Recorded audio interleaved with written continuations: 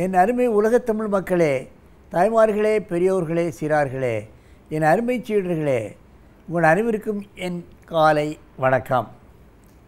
கலைஞர் தொலைக்காட்சி நிகழ்ச்சியில் நலமுடன் வாழ என்னும் பிரிவில் யோகாசனத்துக்கு அதிக முக்கியத்துவம் தரப்பட்டிருப்பதை நீங்கள் அறிவீர்கள்.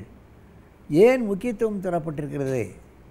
யோகாசனம் செய்வதால் உடல் ஆரோக்கியமாக இருக்கலாம், நீண்ட நாள் வாழலாம், உயர்ந்த கல்வியை நாம் பெற முடியும், நாம் நினைத்த காரியத்தை நினைத்தபடி முடிக்கக்கூடிய வல்லமை நிச்சயமாக யோகாசனம் செய்வார்களுக்கு உண்டு.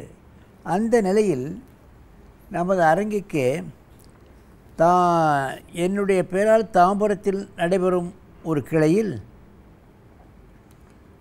கலையிலிருந்து என்னுடைய சீடர் ருக்மணி இங்கே குழந்தைகளை நிறைய அழைத்து வந்திருக்கிறார்கள். ஜே துர்கா வயசு 11, 5வது வகுப்பு. ஜனனி 11 வயசு, 7வது வகுப்பு. இப்பொழுது அற்புதமான ஆசனத்தை செய்ய போகிறார். விருச்சிகாசனம்.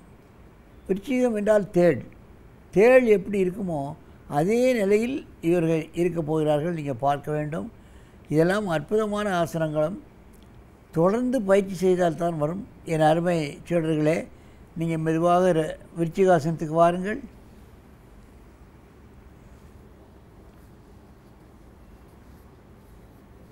மெதுவாக செய்ய வேண்டும்.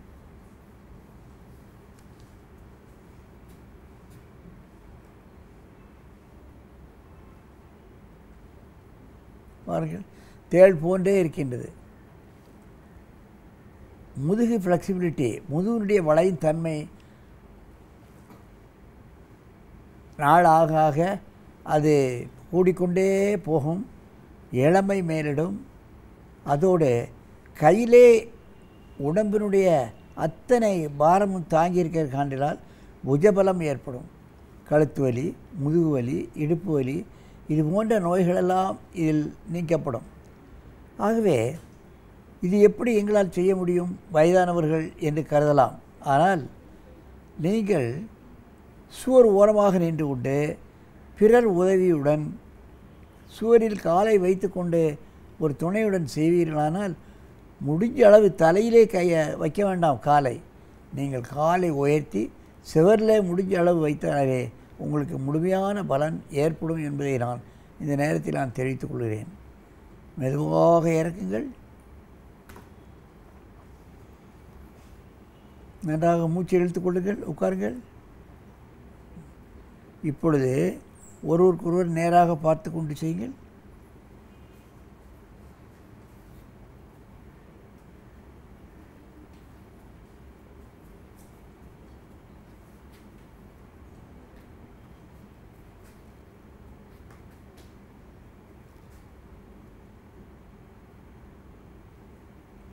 சாதனை என்று சொல்வார்கள். ஏதோ 1 மாதம் 2 மாதம் 1 வருஷம் செய்வதனால் முழுமையாக செய்ய முடியாது. சிறு வயது முதற்கொண்டே இதனை மேற்கொள்வதால் சின்ன வயதில் முதுகு இளமையாக இருக்கும், வளையும் தன்மை அதிகமாக இருக்கும். ஆகவே அந்த சின்ன வயதிலிருந்தே செய்து வந்தால்தான் முதுகு குறைவாக இருந்து இந்த ஆசனத்தை முழுமையாக செய்ய முடியும்.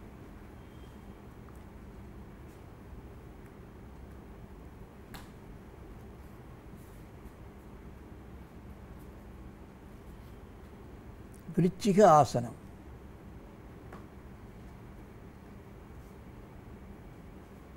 மெதுவாக இறக்குங்கள். உட்கார்ந்து கொண்டு நல்ல மூச்சு இழுங்கள். வஜ்ராசனத்தில் உட்காரு. நேர உட்காரு. இங்கே பார்க்க மூச்சுடு. நல்ல மூச்சுடு.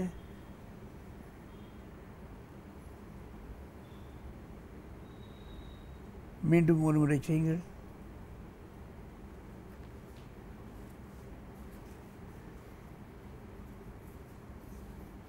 விருச்சிகாசனம்.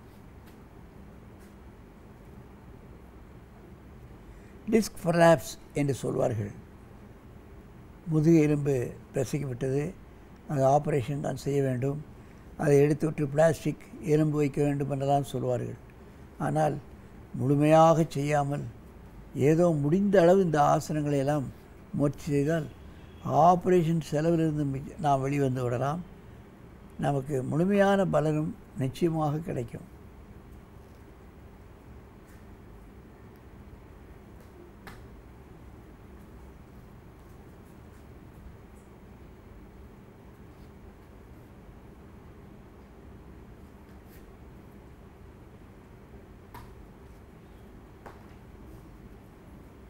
போதும், நிறைய வந்து உட்காருங்க பத்மாசனத்தில்.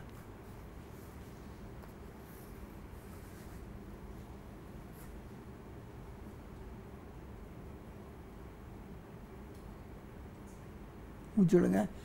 என் அருமை பெரியோர்களே, தாய்மார்களே, இது போன்ற ஆசனங்களை பழகி நீங்கள் என்றும் ஆரோக்கியமாக இருக்க வேண்டும் என்று கேட்டு உங்களிடமிருந்து விடைபெறுவது ஆசனம் ஆண்டியப்பன். வணக்கம். நெல்லை உற்பத்தி செய்ய உழவன் வடிக்கும் வியர்வை. ஒவ்வொரு நெல்மணியையும் மூடியிருக்கிற தோல் உழவனின் சதையாலும் உள்ளே இருக்கிற அரிசி அவனது எலும்பாலும் ஆனது என்பதை உணர்ந்து கொண்டால் அந்த நெல்லை உற்பத்தி செய்ய அவன் வடிக்கிற வியர்வை விலைமதிப்பற்றது என்பதை புரிந்து கொள்ளலாம்.